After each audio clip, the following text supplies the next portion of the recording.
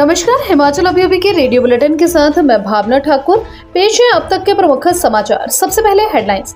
PM Modi बोले, आपदा के दौरान भेजे सैकड़ों करोड़ों की प्रदेश में हुई बंदर बांट। विभागीय परीक्षा देने वाला कोई भी परीक्षार्थी अपनी उत्तर पुस्तिकाओं का पुनर्मूल्यांकन करवा सके। चैतन्य शर्मा के पिता और निर्दलीय विधायक आशीष शर्मा की अग्रिम जमानत की अवधि 10 जून तक बढ़ाई।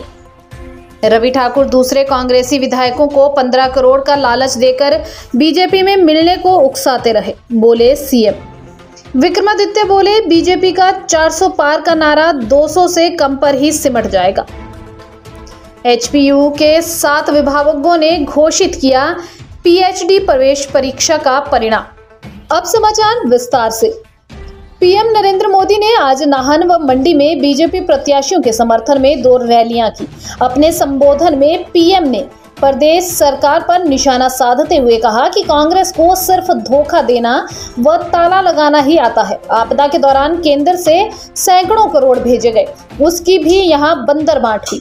वे पहला काम यह करेंगे कि आपदा के समय जो पैसे भेजे थे, उस पैसे में कहां-कहां बंदर बांट हुई और किस किस ने उसकी चोरी की है, सारा खोज कर निकालेंगे और मंडी के लोगों के हाथों में सौंपेंगे।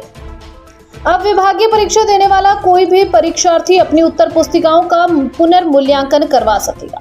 प्रदेश हाईकोर्ट ने हिमाचल प्रदेश विभागीय परीक्षा नियम 1997 के तहत उत्तर पुस्तिका के पुनर्मूल्यांकन से जुड़ी पात्रता की शर्त को गैर कानूनी ठहराते हुए इसे रद्द कर दिया है। इस नियम के अनुसार विभागीय परीक्षा देने वाला वही कर्मचारी अपनी उत्तर पुस्तिका का पुनर्मूल्यांकन करवाने का हक रखता था जिसने संबंधित परीक्षा में 40% या इससे अधिक अंक हासिल किए हों। हाईकोर्ट ने गगरेट से पूर्व विधायक चैतन्य शर्मा के पिता और हमीरपुर से निर्दलीय विधायक आशीष शर्मा को दी अग्रिम जमानत की अवधि 10 जून तक बढ़ा दी है। न्यायाधीश रंजन शर्मा ने 12 मार्च को प्रार्थी राकेश शर्मा व आशीष शर्मा को अग्रिम जमानत प्रदान की थी। कोर्ट ने इन्हें जांच कार्य में सहयोग देने को भी कहा था। शेष समाचार ब्रेक के बाद।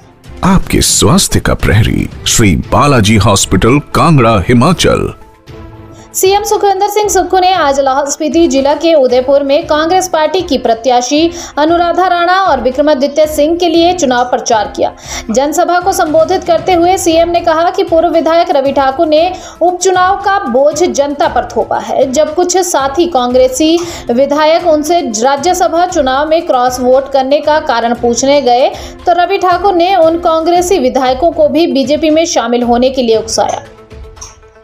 मंडी संसदीय क्षेत्र के कांग्रेस प्रत्याशी लोक निर्माण मंत्री विक्रमादित्य सिंह ने कहा कि बीजेपी का 400 पार का नारा 200 से कम पर ही सिमट जाएगा। जिन नेताओं पर भाजपा भ्रष्टाचार के आरोप लगाती है, वहीं दूसरी ओर जब वह नेता बीजेपी का दामन थाम लेते हैं तो उन्हें ईमानदारी का तमगा दे दिया जाता है। पीएम नरेंद्र मोदी मंडी से अपनी प्रत्याशी की नया पार नहीं करवा पाएंगे।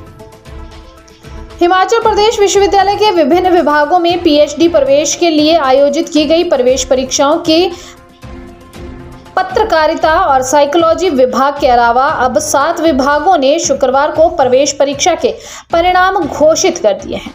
शुक्रवार को घोषित किए गए परिणाम में पीएचडी माइक्रोबायोलॉजी, केमिस्ट्री, भूगोल, विधि, जूलॉजी, बॉटनी और टूरिज्म विभाग शामिल हैं।